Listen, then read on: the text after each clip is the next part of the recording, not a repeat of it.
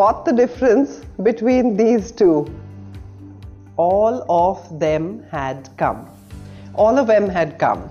They are not going to the party. They aren't going to the party. What is her name? What's her name? If that sounds impossible, just watch this video right till the end and you will start to sound like a fast native speaker. And you're also going to be able to understand fast English. So let's get going fast. So there are many rules of connected English, and there are fairly complex names like elision, catenation, intrusion, assimilation.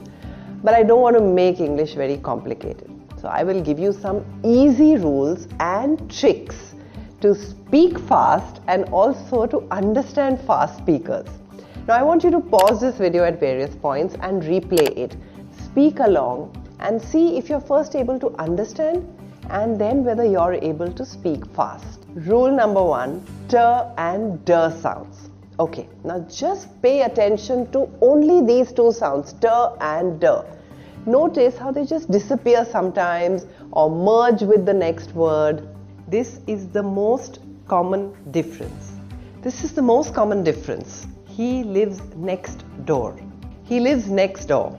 She is my best friend. She's my best friend. I do not know where they are. I don't know where they are. I thought of that. I thought of that. I slept through the night. I slept through the night. I called them. I called them. Put the handcuffs on. Put the handcuffs on. Native speakers do this sometimes. When a word ends in a t or a d sound, a t or a d, and the next word also has a consonant sound, then it could clash like tucker or duffer. It needs that extra effort and it kind of puts brakes on your speech. So they found a simple way out. Eat up one of the sounds. Have a great day becomes have a great day. Does this happen only with t and d? No. It happens with some other letters also, but it's most common with t and d. So if you just focus on these two sounds for starters, then you will make a strong beginning. But let's check out some other very easy rules also and how native speakers speak fast English. Rule number 2, consonant sound followed by a vowel sound. Check out these two word combinations. The first word will end in a consonant sound and the second word will begin with a vowel sound. Notice how the words change. Does he like it? Does he like it? Please clean up. Please clean up. Does he, not does he. Like it, not like it.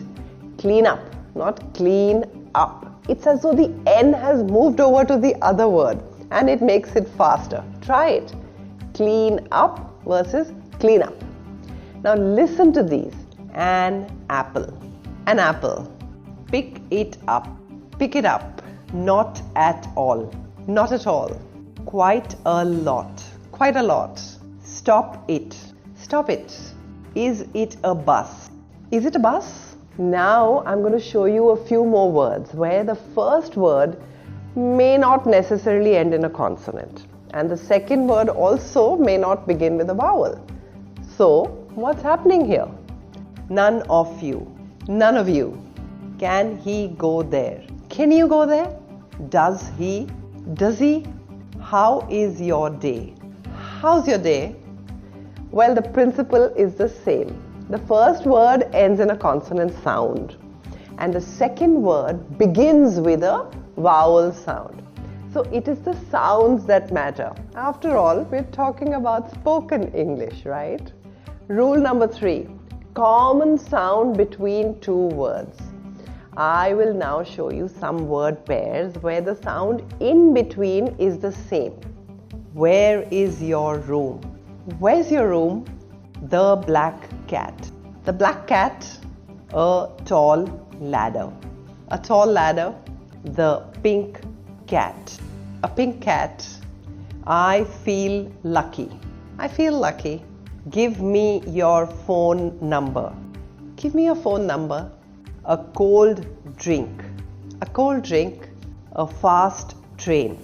A fast train, the sound in between is the same, so we don't say it twice. It just becomes one single sound, just a little bit longer. Bad day becomes bad day. Bad day. Fast train or cold drink. It's not fast train or cold drink.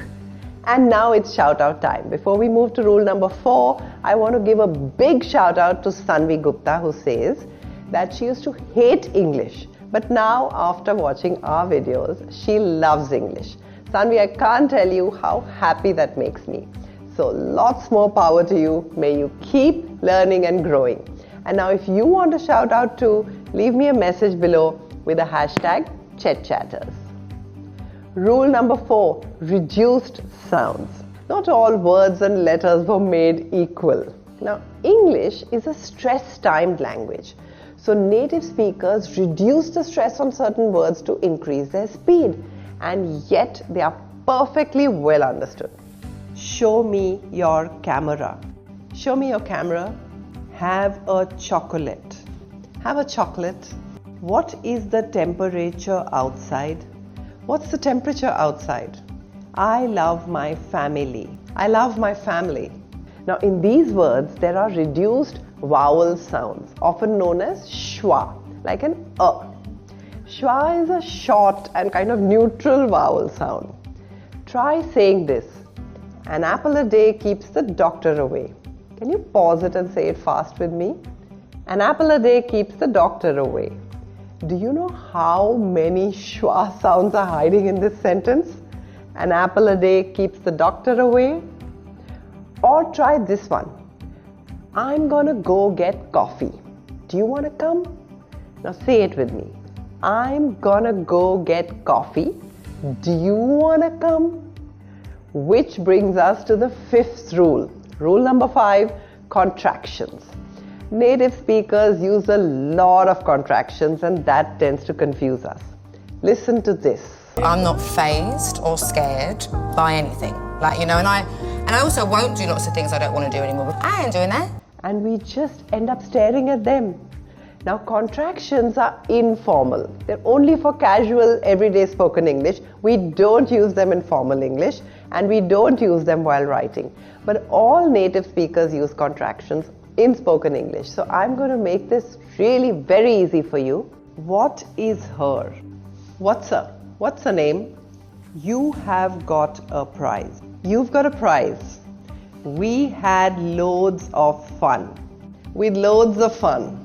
We are not going. We aren't going. What did you do today?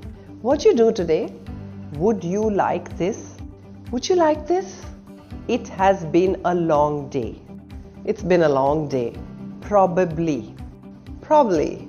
Is it a cat? Is it a cat?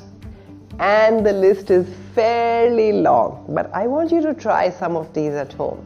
Remember to replay and pause the video at various points. Replay, speak along, see if you're first able to understand and then able to speak fast. So there it is, a fast video on how to speak and understand fast English. And if you like this, make sure you press the subscribe button and come back next Friday for more. Happy learning!